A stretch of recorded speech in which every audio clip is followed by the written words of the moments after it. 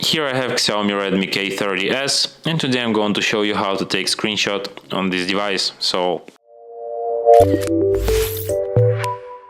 firstly you have to open this screen what you want to capture. For example, it could be your settings list, and what you have to do next is to hold down combination power key and volume down at the same time, and that's how you take screenshot. Let me show you one more time: power key and volume down. You can also take screenshot by going to the control center here, and here you have screenshot button. It works the same way. You can find your screenshot in gallery, in the screenshots album here. And from here you can share, edit or delete it. And that's it.